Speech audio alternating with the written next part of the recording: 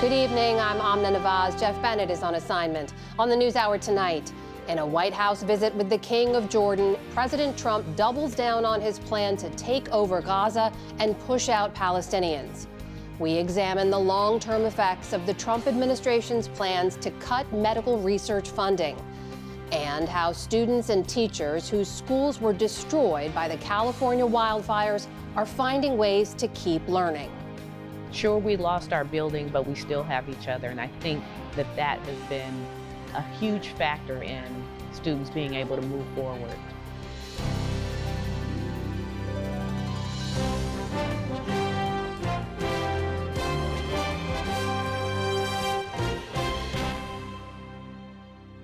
Major funding for the PBS NewsHour has been provided by the ongoing support of these individuals and institutions, and friends of the NewsHour, including Kathy and Paul Anderson, and Camilla and George Smith.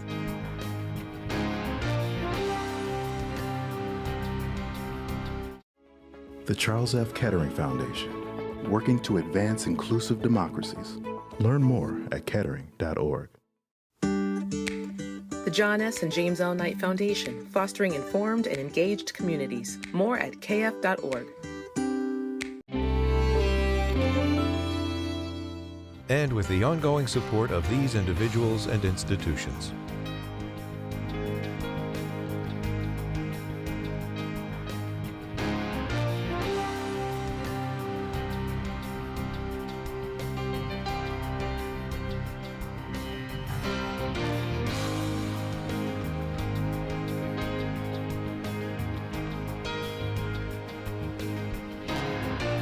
This program was made possible by the Corporation for Public Broadcasting and by contributions to your PBS station from viewers like you.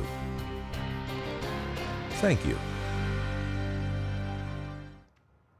Welcome to the NewsHour. The fate of the ceasefire in Gaza appears fragile tonight after Israel today threatened to restart the war unless Hamas releases all Israeli hostages by Saturday.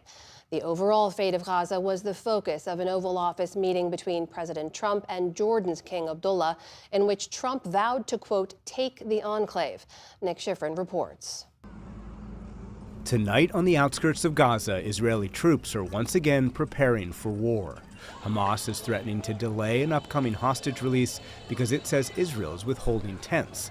So today, Prime Minister Benjamin Netanyahu replied with his own threat.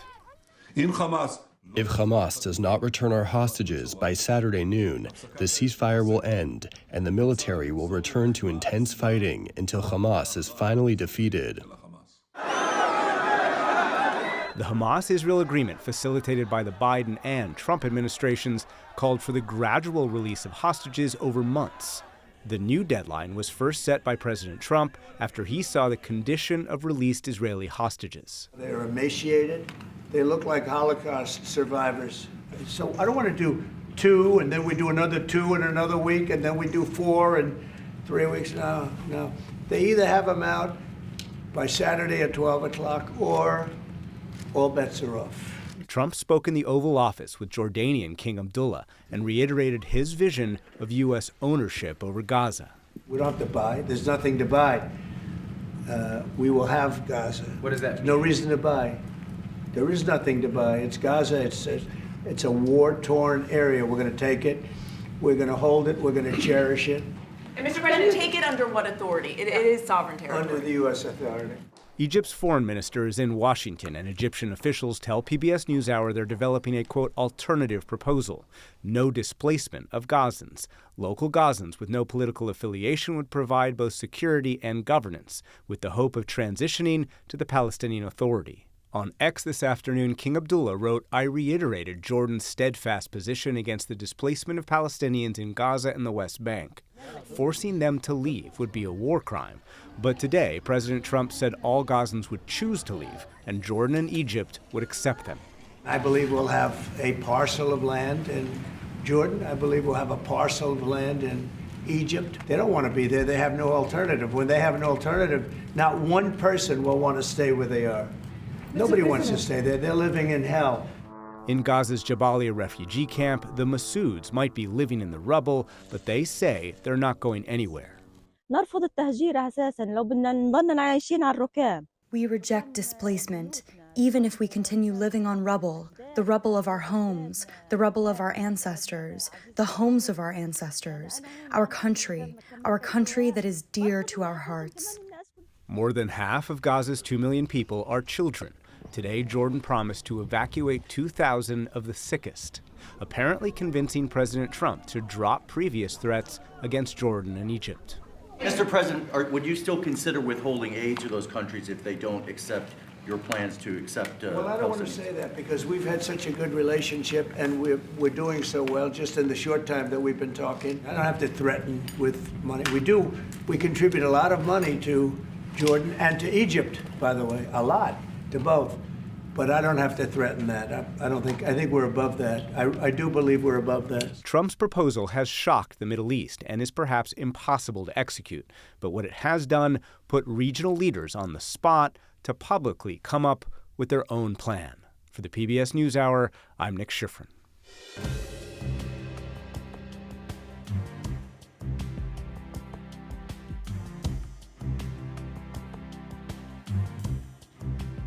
The day's other headlines start with an American teacher who's heading home after 3.5 years in Russian detention. The U.S. envoy for hostages posted this photo today of Mark Fogel enjoying his newfound freedom. Officials say Fogel was handed over in an exchange that they described as a diplomatic thaw with Moscow. It's not clear what the U.S. side of the bargain entailed. Fogel's arrest in 2021 sparked calls for his release. He was serving a 14-year prison sentence after being found with a small amount of medically prescribed marijuana. At the White House today, President Trump celebrated Fogel's release, saying it bodes well for future talks on ending the war in Ukraine. We were treated very nicely by Russia, actually. I hope that's the beginning of a relationship where we can end that war and millions of people can stop being killed. Those comments came during an extended joint appearance by Trump and Elon Musk in the Oval Office. The billionaire businessman defended the efforts of his Department of Government Efficiency, or DOGE. That work has led to numerous lawsuits and pushback from Democratic lawmakers and other groups. 27 religious groups are suing the Trump administration over a policy that makes it easier for immigration agents to carry out arrests at places of worship. Plaintiffs in the federal lawsuit range from the Mennonite Church to the Central Conference of American Rabbis to Unitarian Universalists and more. The groups say their congregations are, quote, experiencing decreases in worship attendance due to fear of immigration enforcement action. They argue that violates their religious freedom, including the ability to minister to migrants. The Trump administration has not yet responded. Longtime Trump ally Steve Bannon pleaded guilty today to defrauding donors in a private effort to build a wall along the U.S. southern border. Bannon called the case political persecution as he left the courthouse. As part of his plea agreement, Bannon will avoid jail time. But he is barred from holding leadership roles in any nonprofits or charitable organizations in New York. This marks Bannon's second criminal conviction. He spent 4 months in prison last year for defying a subpoena in the congressional investigation of the January 6th attacks. J.D. Vance used his first major policy speech as vice president to warn against what he called the excessive regulation of artificial intelligence. He made the comments at the AI Action Summit in Paris, where more than 60 countries, including China, signed an agreement to promote responsible AI development. But the United States and the UK were not among those signing. Instead, Vance told world leaders that a hands-off approach to the new technology is the best way to ensure growth. We need international regulatory regimes that fosters the creation of AI technology rather than strangles it. And we need our European friends in particular to look to this new frontier with optimism rather than trepidation. At that same Paris summit, OpenAI boss Sam Altman dismissed Elon Musk's offer to buy the ChatGPT maker, calling the idea ridiculous. Altman added that the company is not for sale. A consortium led by Musk said yesterday that it has offered more than $97 billion for the nonprofit that controls OpenAI. It's just the latest in a long-running battle between the two men who helped start OpenAI back in 2015 before parting ways. In North Carolina, one of the largest military bases in the world once again bears its controversial former name, Fort Bragg. It was renamed Fort Liberty in 2023 as part of a broader effort by the Biden administration to remove names that honored Confederate leaders. The original namesake, Braxton Bragg, was a Confederate general who owned a plantation where he enslaved African Americans. Yesterday, U.S. Secretary of Defense Pete Hegseth restored the Bragg name, but now says it's in honor of World War II hero, Private First Class Ronald Bragg. In doing so, Hegseth got around a law prohibiting the military from naming a base after a Confederate leader. A parade of winter storms is marching across the country this week, making travel treacherous and burying millions under snow. 60 million Americans are under some form of winter advisory as 2 winter storms threaten to bring snow, sleet, and freezing rain from Denver to Delaware. Many areas in the South will see heavy rain and severe thunderstorms. A third storm comes on shore on the West Coast starting Thursday. Snow is already piling up in parts of the Tennessee Valley, the Appalachians, and the Mid-Atlantic, where Virginia's governor declared a state of emergency. A record number of people tuned in to watch the Philadelphia Eagles trounce the Kansas City Chiefs in Sunday's Super Bowl. Nielsen data out today showed an average of 127.7 million viewers across TV and streaming platforms. That beats last year's title game by more than 3%, and it's the second year in a row that the Super Bowl has seen record viewership. Kendrick Lamar's halftime show also set a record with more than 133 million people watching. On Wall Street today, stocks ended mixed after Fed Chair Jerome Powell struck a cautious tone on interest rates in congressional testimony. The Dow Jones Industrial Average added more than 120 points on the day. The Nasdaq went in the other direction, losing about 70 points. The S&P 500 ended virtually flat. And now to the mutt, the myth, the legend. Scrim, the famous fugitive dog of New Orleans, has been captured again. Michelle Cherami, who runs a local animal shelter, posted an image of the white terrier mix in her arms, on a leash, and no longer on the lam. Scrim has a history of escapes and a talent for not being kept for long. He was captured in October for the first time, but soon chewed a hole through a window screen and jumped from the second story of a house to freedom. The renegade pup eluded pursuit for months, becoming an unlikely folk hero and online sensation. His current caretakers hope he stays in one place this time. Still to come on the NewsHour, the global ramifications of the U.S. withholding AIDS funding. New York City's mayor cheers the Justice Department's order to drop his corruption charges. And Democratic Senator Andy Kim on why he thinks the nation is nearing a constitutional crisis. This is the PBS NewsHour from the David M. Rubenstein Studio at WETA in Washington and in the West from the Walter Cronkite School of Journalism at Arizona State University. The Trump administration recently announced that the National Institutes of Health, or the NIH, will make big changes in the way it funds researchers. White House officials say they'll save $4 billion by capping so-called indirect costs, or what you might think of as traditional operating expenses. That's funding universities that they receive on top of money for direct research. Those can range from 30% to 70% in additional funds. The administration wants to cap that at 15%. Scientists say the move will have a huge effect on their work. We spoke to medical researchers to hear what they had to say. Hi, my name is Carol Laban, and I am a professor of molecular biosciences at Northwestern University. So I'm Dr. Rachel Hardiman, and I'm the Blue Cross Endowed Professor of Health and Racial Equity at the University of Minnesota School of Public Health and the founding director of the Center for Anti-Racism Research for Health Equity at the University of Minnesota. My name's Theodore Iwashina. I'm an ICU physician and professor of medicine and health policy at Johns Hopkins University in Baltimore. So in science, you can think of direct costs as one specific to a particular research project, the chemicals and the cells and the salaries of the researchers. But then there are the indirect costs of maintaining and replacing equipment, ordering, bookkeeping, handling hazard waste, and compliance with government regulations. The NIH decision to shift the indirect costs has an impact on myself and my colleagues and many researchers across the country, because what it means is that a smaller percentage of funding is flowing into our universities, into our institutions to help do some very simple things like keep the lights on, make sure we have paper and printers and supplies. All projects of every scientist are being affected. So take any particular area of research you want, let's say pediatric cancer. This would amount to a 15 to 20% decrease in funding for studying that. And this is an area where NIH investment has already fueled amazing results. If it continues like this, it's going to lead to layoffs. So people are going to lose their jobs. All the support staff, all the suppliers, all the other folks who keep the buildings running, keep the labs running, keep the hospital running, who depend on the downstream benefits of this NIH funding.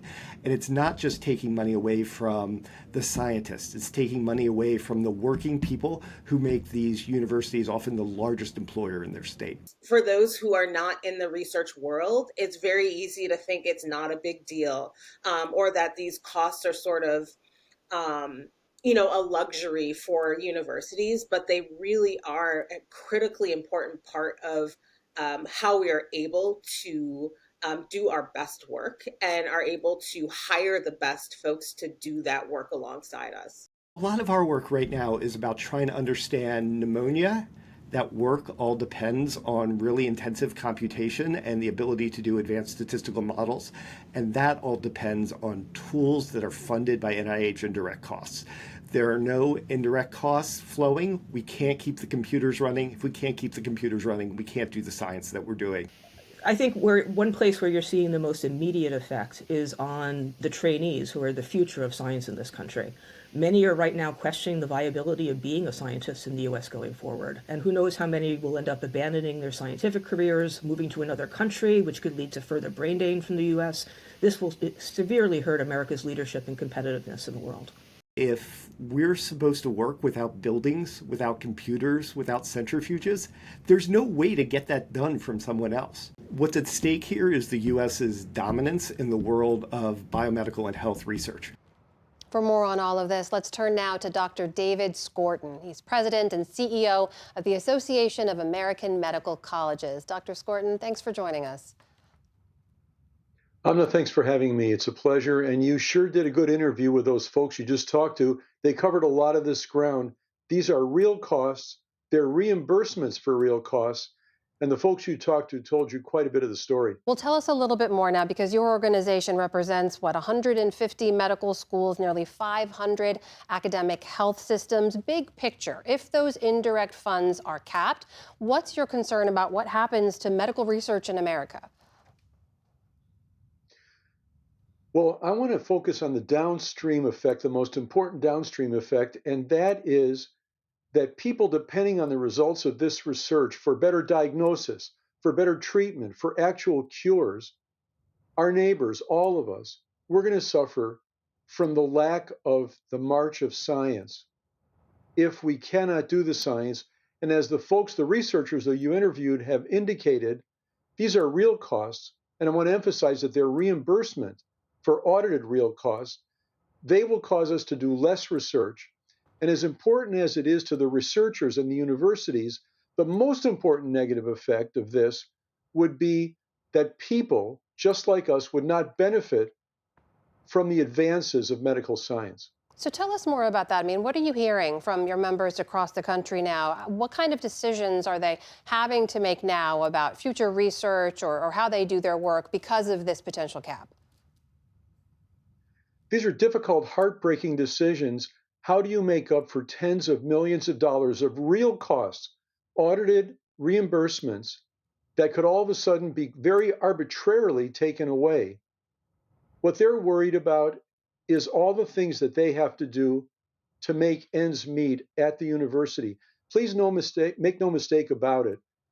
Not paying these reimbursed costs, these reimbursable costs, will cause research operations to stop. The lights will go out, the people will be let go, and these advances will not occur, and people at the other end will not get the life-saving benefits of medical research. As you have seen, though, critics will point out that even a 15% cap is higher than private research grants, many of whom cap indirect costs at 10%. They also argue that taxpayers don't need to be the ones who are footing the majority of the overhead costs here. Here is how one person, that's Jay Green from the Center for Education Policy at the Heritage Foundation, put it. He wrote, "It is unseemly that universities with billions in endowments are hounding taxpayers to pay for every pencil and administrator partially devoted to producing research. Cutting overhead will allow more resources to support research and reduce waste." Dr. Skvorton, is there truth to what he's saying? It's apples and oranges and other things that are not similar. And with all respect to that individual, this is somebody who doesn't work in the research world. First of all, the federal grants, the direct cost of grants, do not cover all the costs of research. That's number one. Number two, foundations operate by different rules than the federal government. Some of the costs that are not allowed as so-called direct costs on federal grants can be allowed on some foundation grants. In fact, you can find on our website on aamc.org a page that actually goes over this. And when you make up for these differences and when you do an apples to apple comparison, there's actually not that much difference. And then in terms of the endowments, having been a university president twice, I can tell you that this is really apples to oranges. Those endowments serve other functions that have to do with the education and research and other things in the institution, not based on reimbursement of research grants from the federal government. The federal government has a long-standing process to do this. And I want to give you one example from my own practice if we have time. Mm-hmm. So I practiced for decades caring for young people, teenagers and young adults with congenital heart disease, the commonest birth defect. Some of those were those who have Down syndrome. And Down syndrome as a group has a higher chance of Alzheimer's disease than the general population. And in 2018, there was a study done, began to understand why some Down patients are really at risk for dementia and others are not. This would have enormous benefits, not just for Down syndrome patients, but also for those who are worried about dementia, and aren't we all worried about it? And the thing I want to say is that that was funded during President Trump's first term, and a lot of wonderful, wonderful medical advances were made. Part of his legacy, it's critically important that we don't savage our ability to do medical research. Dr. David Skvorton, President and CEO of the Association of American Medical Colleges, joining us tonight. Dr. Skvorton, thank you. We appreciate your time. Thank you, Amna.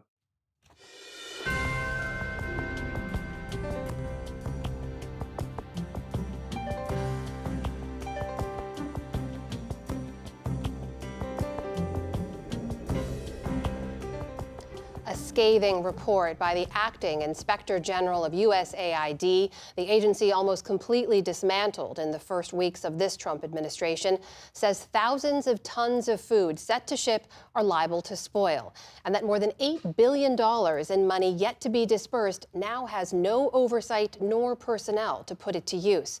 It also says an exception for some life-saving aid is leading to confusion. The same is true for an initiative started 20 years ago under another Republican president, George W. Bush, fighting HIV and AIDS around the world. Stephanie Sy has that story. The Bush initiative is called PEPFAR, or President's Emergency Plan for AIDS Relief. It was the largest health commitment ever made by a nation to combat a single disease. It has saved 25 million lives. But the Trump administration's cuts in foreign aid has thrown this initiative into a tailspin. A few days after the White House announced it was pausing foreign aid for 90 days, the State Department granted a waiver that allows the continuation of life-saving HIV treatment. But global health advocates say the waivers are not being implemented adequately and don't address prevention efforts. With me to discuss this shift in HIV funding is Anjali Ashram, Ashrekar, a deputy executive director at UNAIDS, which helps coordinate the global fight against AIDS and provides services in 55 countries.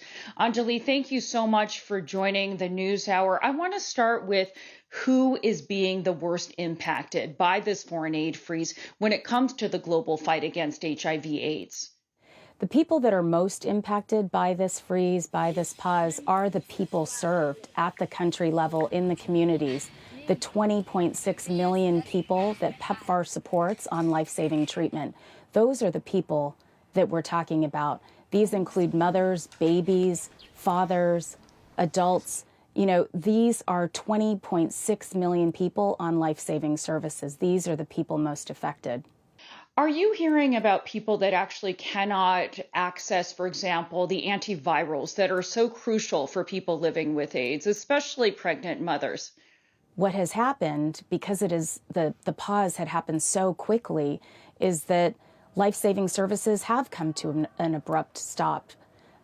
We are seeing nurses, doctors, community health workers, laboratorians, people that provide these services not working, not in the clinics. We've seen clinics themselves not functioning during this freeze and this pause.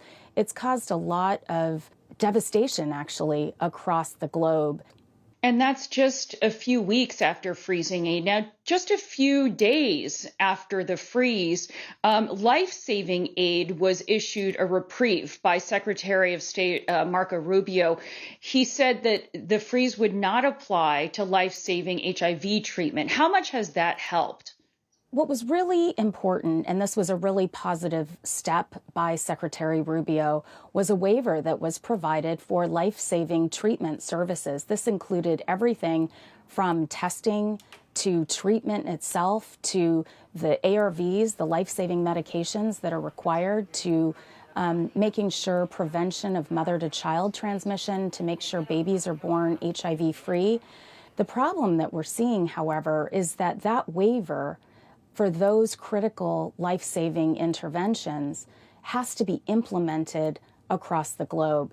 And that's where we're seeing some real challenges and why we're seeing some real disruption in services at the moment. Even if treatment and testing are spared from the chopping block, what about prevention services and care? What's not covered in the waiver is equally important. Prevention services are not covered, except for PrEP for pregnant and breastfeeding women. We need to make sure that prevention services for all people, especially adolescent girls and young women, especially for marginalized populations, especially for those that are most at risk. Every year, we are seeing 1.3 million new HIV infections. Without prevention, we will never get to end AIDS as a public health threat by 2030. Those goals that we're all after will not be achieved. I understand that your group has looked at what could happen if the U.S. were to completely cease funding in the global fight against HIV/AIDS. Talk about the potential consequences.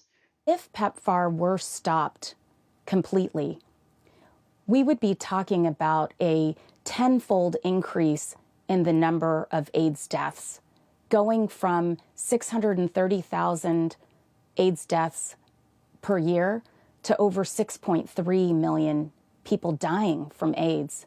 We are talking about, if PEPFAR were halted, we are talking about going to 8.7 million additional new infections in the next 4 to 5 years. That is a major backslide. That is a major movement in the wrong direction. Anjali Ashrekar with UNAIDS, thank you so much for joining us. Thanks so much.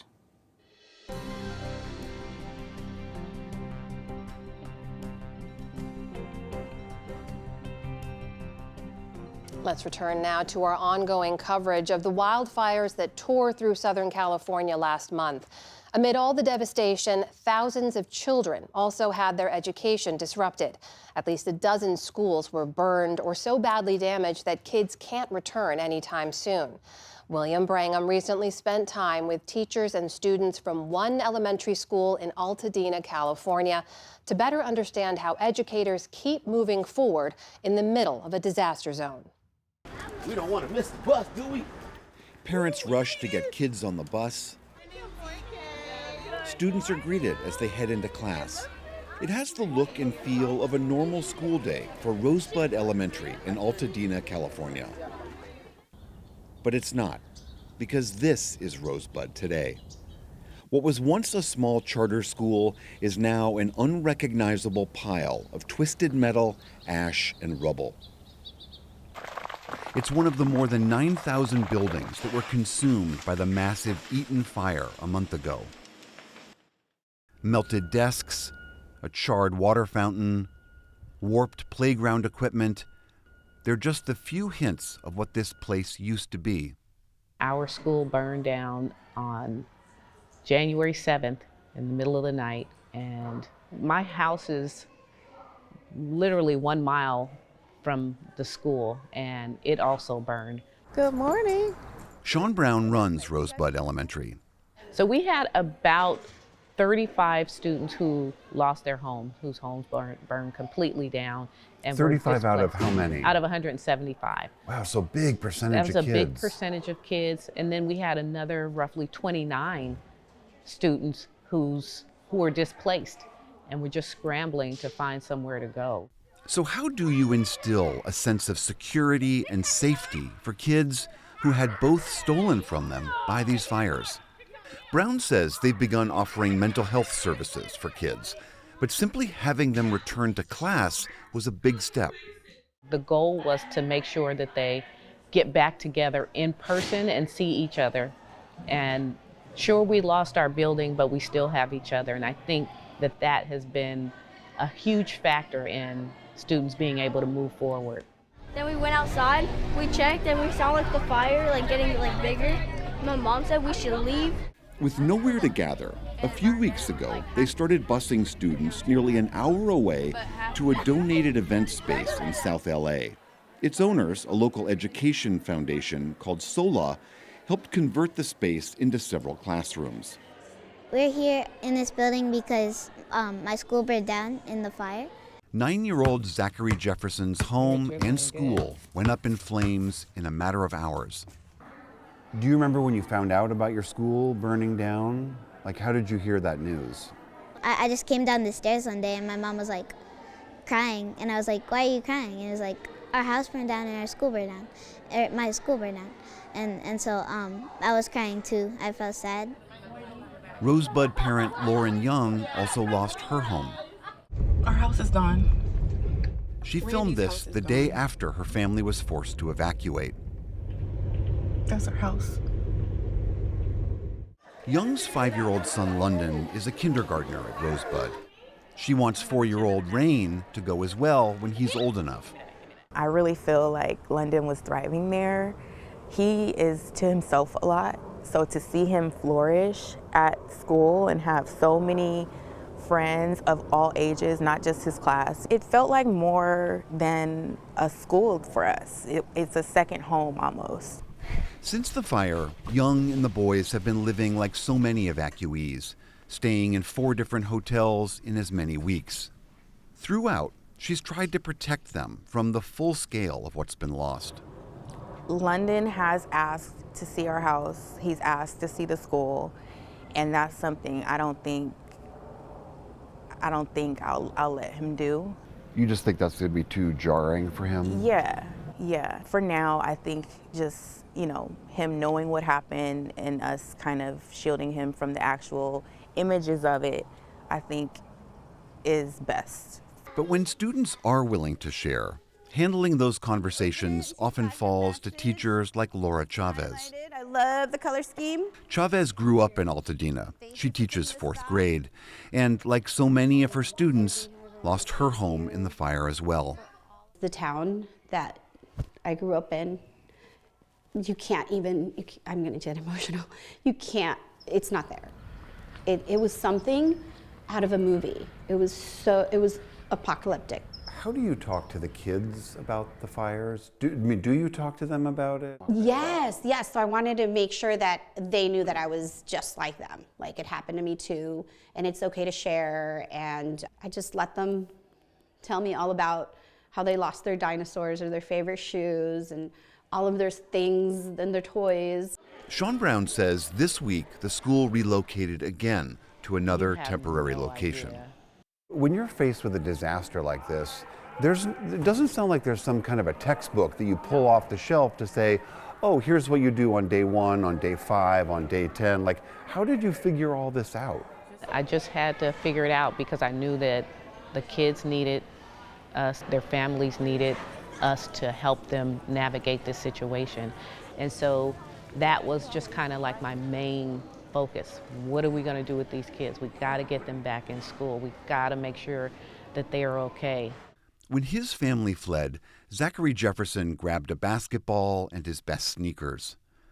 Despite everything he and his family have lost, the fires have also given him some perspective. In the bus drives, like sometimes I see like homeless people, and I think like how are they living? Because they never had a home. So I still feel sad every once in a while, and think about like the stuff I've lost, but I still try to get through it and learn. Getting through it and learning. It's a mission that Rosebud and many other schools in the region are now trying to accomplish. For the PBS NewsHour, I'm William Brangham in Altadena, California.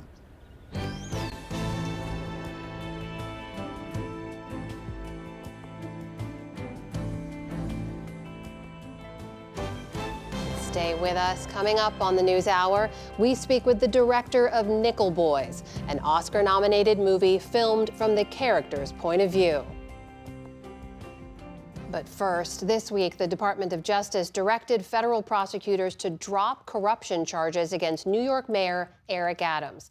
Adams was indicted in September on 5 counts, which include accepting bribes and illegal foreign campaign contributions in exchange for his influence as mayor. Our White House correspondent Laura Barone-Lopez has more. Laura? Amna, that Justice Department order comes after Mayor Eric Adams curried favor with President Trump for months, including dining with him in Florida. Today, Adams addressed the move by the Justice Department. So let me be clear. I never ask anyone to break the law on my behalf or on behalf of my campaign. Never.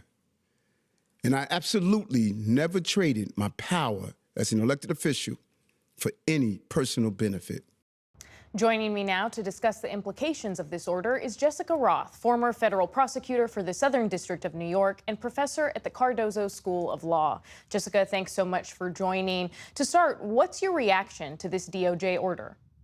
This is a highly unusual situation, to put it mildly. It is very unusual for the Deputy Attorney General to direct prosecutors in a U.S. Attorney's office to drop a case that has already been indicted. And the memo that contains that direction says a number of things that are highly, highly disturbing. Yeah, I want to talk about that memo. In it, to prosecutors, acting U.S. Deputy Attorney General Emil Bove said the case should be dismissed because it restricts Mayor Adams' ability to, quote, devote full attention and resources to the illegal immigration and violent crime that Bove claims escalated under President Biden. Bove also cited Adams' re-election campaign. Jessica, these look like expressly political reasons for dropping this case. What do you make of them? Yes, they do come across as expressly political reasons, and that's exactly the opposite about how decisions about who shall be prosecuted should be made. And that's part of why decisions about whether cases should proceed are ordinarily left to the professional judgment of the line prosecutors who investigated the case and charged it, and why the more political actors at Main Justice, who have the most contact with the White House, generally do not play a role in making those decisions. The memo that contains this direction to dismiss the case makes very clear that the decision has nothing to do with the merits of the case, nothing to do with the strength of the evidence or with the validity of the legal theories. Instead, what it says essentially is that Mayor Adams is a political ally and he is expedient to the president in pursuing his immigration agenda. And for that reason, the charges should be dismissed. although it also says that the charges should be reevaluated following the November 25 mayoral election by the U.S. Attorney for the Southern District of New York, the permanent U.S. Attorney, when and if that person is sworn in, and that the charges should be dismissed without prejudice, meaning that they could be refiled at some later date. And so that holds over Mayor Adams' head the possibility that the charges could be restarted if, in fact, he does not comport himself in a way that is viewed favorably by the president and the leadership at the Department of Justice.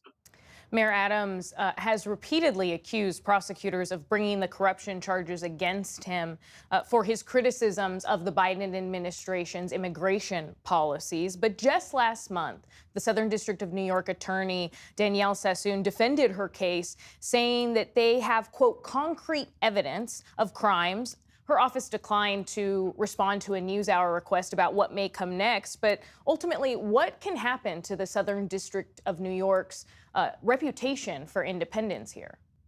Well, I think the reputation could take a very large hit here if, in fact, they carry through on this dismissal. Now, to be clear, at the end of the day, it is up to the Attorney General and his deputy whether or not the charges will be dismissed. The U.S. Attorney's Office will not be able to prevent that from happening.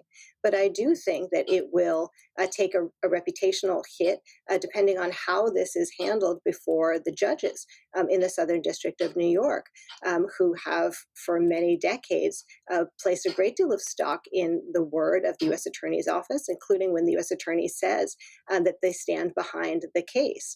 And because of these very clear political reasons for dismissing the case, I think that the Department of Justice as a whole is going to be viewed differently from the judges in the Southern District and elsewhere around the country, as we're seeing in many of these cases right now, where the Department of Justice is standing up and taking positions that really fly in the face of the facts and the law in many cases, and the tradition of prosecutorial independence.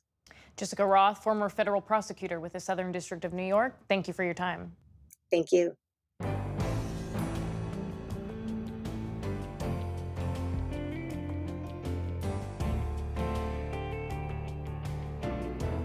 With Democrats in the minority, they're searching for ways to serve as a check on Republican power in Congress and at the White House. Andy Kim entered the U.S. Senate late last year after spending his entire working life in government service at USAID, the U.S. State Department, the National Security Council, and the U.S. House. This weekend, the New Jersey Democrat declared the country to be on the cusp of a constitutional crisis. He joins us now from Capitol Hill. Senator Kim, welcome to the NewsHour. Thanks for joining us. Yeah, thanks for having me. So what does it mean to you to be on the cusp of a constitutional crisis? What does that mean? Well, it means that right now we're already in a place where the Trump administration is engaged in lawless activity through unilateral executive branch action rather than coming through Congress.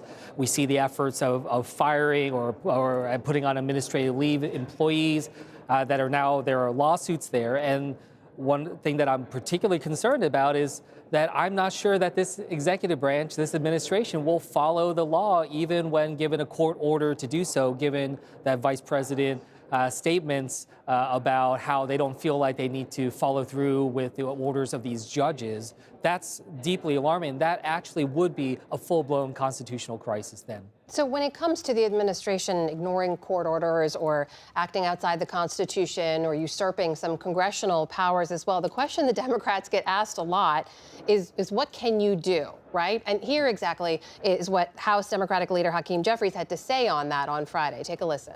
They control the House, the Senate, and the presidency. It's their government. What leverage do we have? So, Senator Kim, what's the answer to that question? What leverage do Democrats have?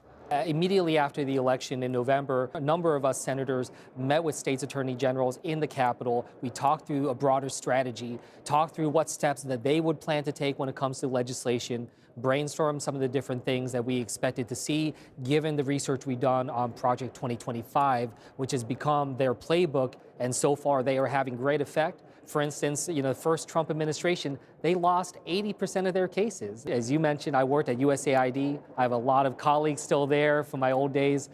We were able to get inside information about what is happening. We're feeding that into our investigative work, our oversight work, and then when it comes to legislation, we've seen in the past how poorly the Republicans, especially in the House of Representatives, are at actually governing. I mean, I've seen Speaker Mike Johnson work in person, and I'll tell you, it's not impressive.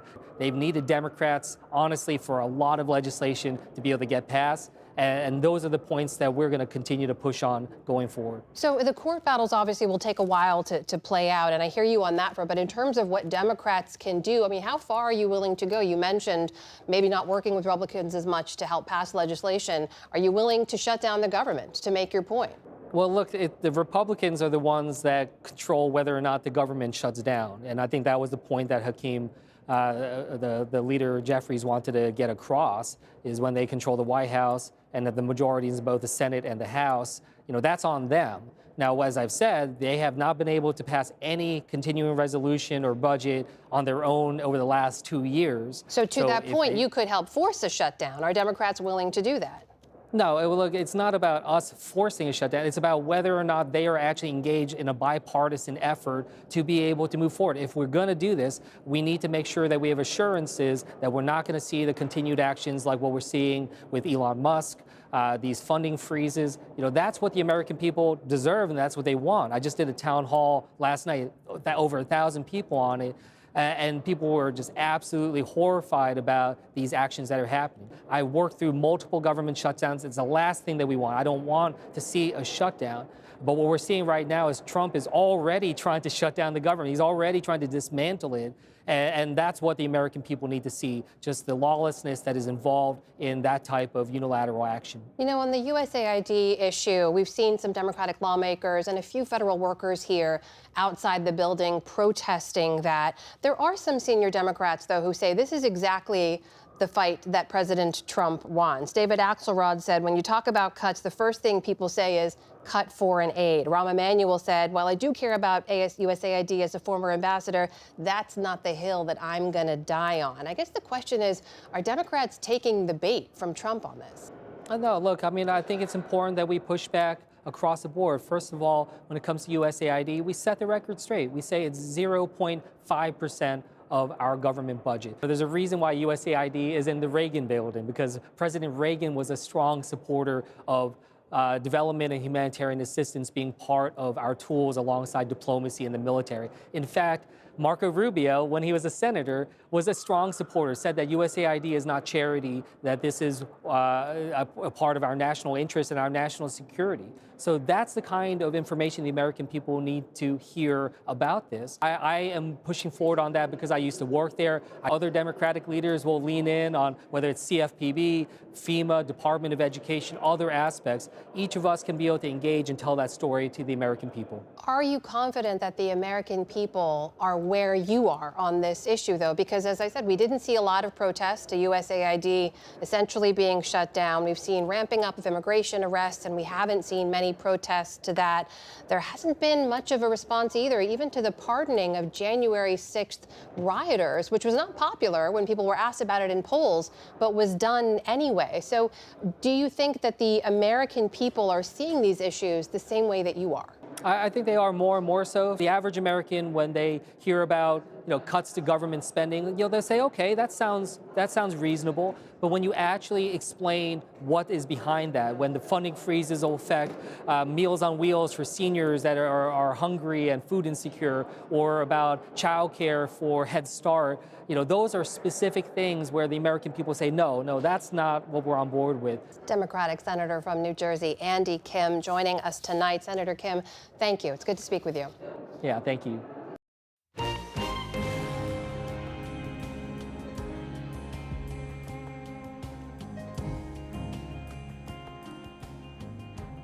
And now to our ongoing arts and culture series, Canvas. It's not every day that a director's debut feature film earns an Academy Award nomination for Best Picture. But that's exactly what happened for Ramel Ross and the movie Nickel Boys.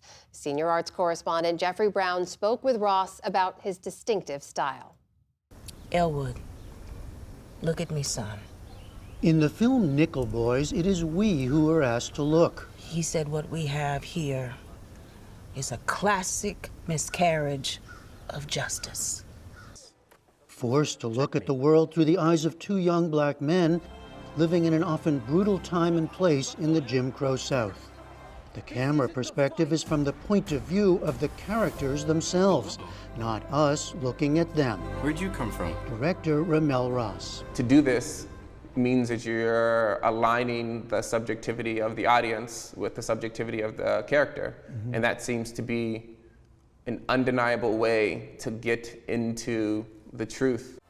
The film is based on the 2019 Pulitzer Prize-winning novel The Nickel Boys by Colson Whitehead, who based his fiction on a grim reality, the real-life Dozier School for Boys, a reform school run by the state of Florida from 1900 to 2011, finally closed after hundreds of black men came forward to tell of abuse, including floggings, forced labor, even killings. And forensic anthropologists uncovered human remains in unmarked graves. How did Ross see his role? You have to give it to cinema and see what cinema wants to do with it, which is quite often very different from what language wants to do with it, or linguistic language. What cinema wants to do with it, that's an interesting term. My goal is to listen to Colson's characters, you know, with my co-writer, of course, and figure out, for me at least, what's the most visceral, the most open-ended, and the most unconscious way, ephemeral way, musical way to convey the information. Set and action. Working with co-writer Jocelyn Barnes and cinematographer Jomo Frey, Ross gives cinematic life to two young men in 1960s Florida, with the civil rights movement in the background, rampant racism in their faces. So flash. The unusual point-of-view perspective required creating special camera rigs placed on or around actors Brandon Wilson and Ethan Harisi to capture their lines of sight and movements, including the small but important moments, what Ross calls the epic banal, that their eyes catch as they look around the room. A balloon hitting a ceiling fan, a TV report on space exploration. Pictures, too, of the backside of the moon. It's the subjectivity of a young black boy, and you know it's in a time period in which, you know, outside he's treated on the street differently from the relationship that he has now to the television and the technological advances. But yet it's just a moment in a boy's life. It's almost, says Ross, a way of giving cameras to Dozier's lost and dead themselves. To be able to, for boys whose lives were cut short, to give them the camera, to let them see, for the audience to see with them, to use the epic banal to like give them moments of grace and moments of poetry, was like super meaningful, to point to the fact that their stories are less about their death and more about their life. If Ross is today obsessive about the camera, his first obsession was basketball. A 6'6" guard who played at Georgetown University and professionally abroad, he had dreams of the NBA. But injuries forced him to change his life, first to still photography, then to film. Are there similarities between basketball and filmmaking? Yeah, there's some very literal overlaps about the way that space is analyzed by the point of view, right? Like I played point guard, you're dribbling down the floor, you're taking snapshots, you're using your body to control the space. It's about prediction, it's about time dilation. That's very point of view. Very point of view. Dribbling down the court? Yeah, exactly, exactly. It's about analysis, and in filmmaking, you know, most often you're considering this scene, but you're also allowing for the spontaneous to happen within a very controlled setting for a very specific outcome. And so, you know, it's about space and spatial intelligence, essentially. So your obsessions of basketball and the camera, they've come together. I mean, when I started making photographs, I was like, I found the perfect transition. Yeah. Ross's best-known work to date was the 2018 documentary Hale County This Morning, This Evening. Yeah, how y'all? Got my bodyguard now. Which also made creative use of the different ways a camera can tell a story, using footage shot over several years of embedding himself in a rural Alabama community, and also focused on young black men. In both films, he says, he's challenging the long history of how blacks have been portrayed and thus seen. I see myself telling the story of the production of blackness. Production of blackness? Yeah. Meaning? The relationship between race and the camera. I like to call the camera and the photograph the technology of racism, right? Like you have an idea that people are inferior, but like how do you prove that? How do you prove race? You can't, because it's not true. But what you can do is you can photograph people with this nefarious idea in mind and then hand it to people that have no relationship to those folks. You're incepting their brain with this idea and you're proving it with an image. You're in a sense subverting that image. Yeah, I think giving it more context. I like to say I've never seen a black man, but maybe I've only seen a black man. Like blackness is a paradox that's like reinforced by the camera. It's both true and not true. Like how do you deal with that? To me, you dilute it. You like make sure that it's reflexive and you understand its depth. You don't take it for granted. Ramel Ross's film Nickel Boys vies for 2 Oscars, Nana. Best Picture and Best Adapted Screenplay, on March 2nd. For the PBS NewsHour, I'm Jeffrey Brown in New York. That's it, Al. Another terrific conversation with Jeff Brown. And that is the NewsHour for tonight. I'm Amna Nawaz. On behalf of the entire NewsHour team, thank you for joining us. Major funding for the PBS NewsHour has been provided by Cunard is a proud supporter of public television. On a voyage with Cunard, the world awaits. A world of flavor, diverse destinations, and immersive experiences. A world of leisure and British style.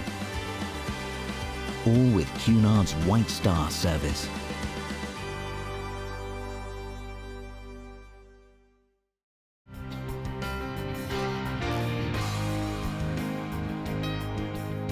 Carnegie Corporation of New York, working to reduce political polarization through philanthropic support for education, democracy, and peace. More information at carnegie.org.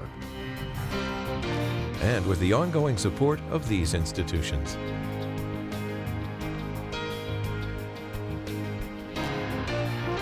This program was made possible by the Corporation for Public Broadcasting and by contributions to your PBS station from viewers like you. Thank you.